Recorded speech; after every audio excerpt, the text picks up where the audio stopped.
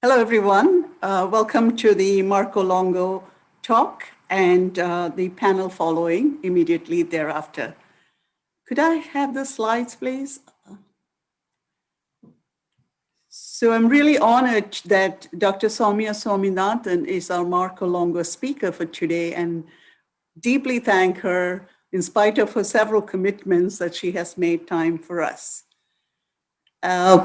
Could you bring up the slide, somebody, please?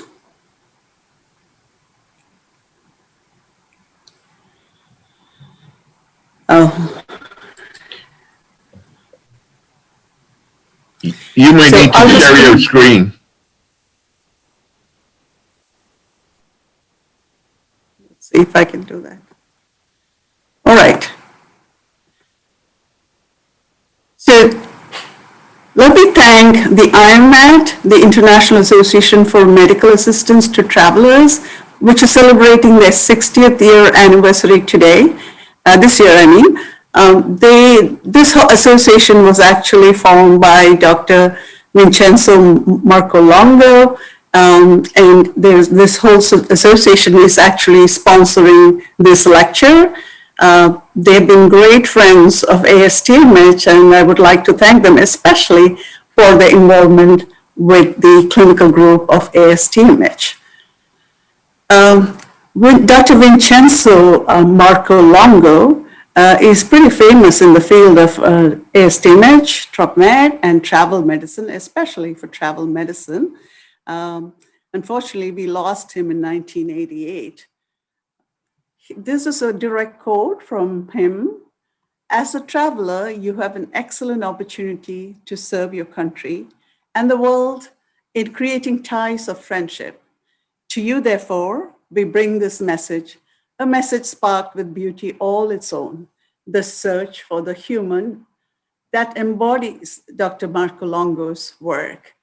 I will also mention here that IMAT has supported the Marcolongo lecture. Dr. Vincenzo Marcolongo, shown here, a travel medicine expert, and his wife, Mrs. Assunta Marcolongo, have been really good friends and full of support for our group. So for the last 30 years, we have been beneficiaries of their wonderful support. Our special appreciation to the board of directors of the foundation and Mrs. Marcolongo for this continued support. I must also mention that IMAT has been supporting scientists and researchers, young people from developing countries, or LMICs, I should say, and they have scholarships for them. So a wonderful association going on there.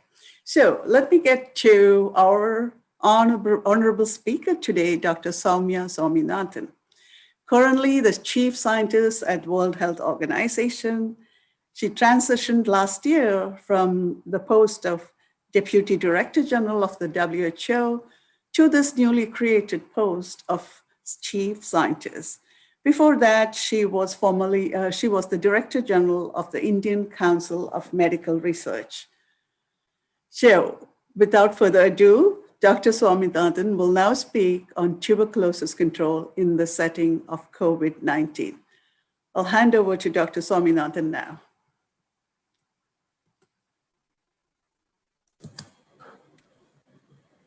Thank you. Thank you so much, Lata, and many thanks to the organizers of ASTMH this year for having given me the honor of delivering the Marcolongo lecture.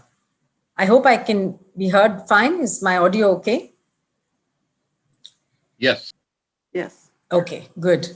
So maybe you can bring up my slides while I do an introduction of the topic. What I'm going to speak to you today is really about tuberculosis. That's been my lifelong passion and my area of research.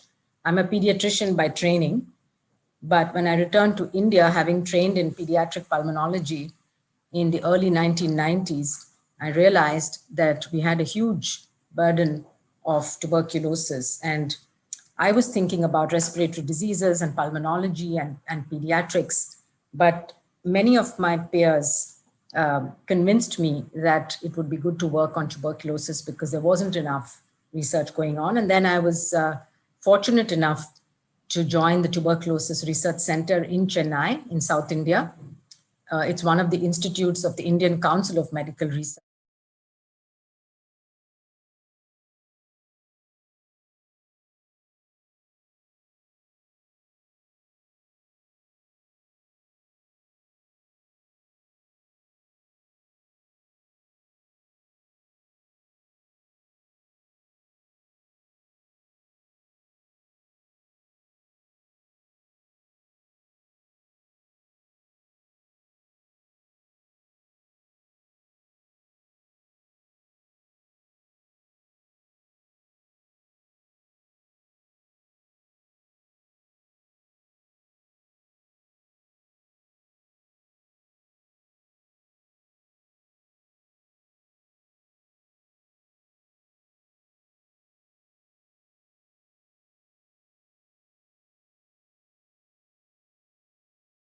Very high level commitments. And I remember that I was there in person. It was a very energizing meeting. You had the UN Secretary General, of course, the DG of WHO, Dr. Tedros, you had all these heads of state. And then you had from India, a patient representative, a young woman from Mumbai, who unfortunately had had several episodes of TB and MDR, it turned out to be MDR TB, and had lost her hearing quite suddenly because of the injectables that she was on.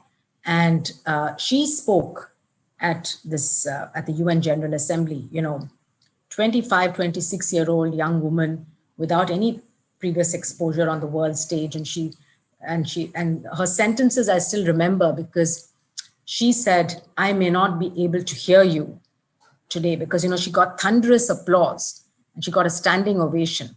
But she said, "I hope that you can hear me. And I speak on behalf of all the patients with TB around the world who are, really pleading with you for more investments in research, in innovation, as well as in programs to diagnose and treat, manage TB." Now we're 2 years from that momentous event. And if we look back to see what progress we've made, I'll talk a little bit about that. I'll talk a little bit about what's happening in the R&D space, but then really talk about COVID and TB and look at the contrasts between the two, and also what COVID has done to TB programs in general.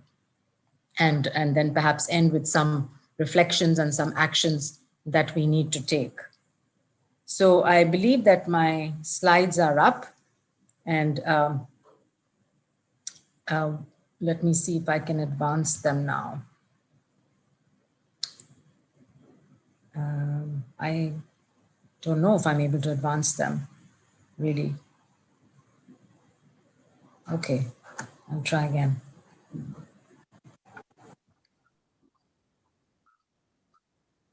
Okay, can we go to the next slide, please? Because the arrows are not working if I just press the arrow. Soumya, you can click on the screen. Okay, I can try that. So I think everybody here knows what is tuberculosis. I'll say a little bit about the global burden, the progress towards the 2020 milestones, and the global TB targets, and then talk about COVID, the COVID pandemic, how it's impacting on each other, and then recommendations and way forward. Next, please.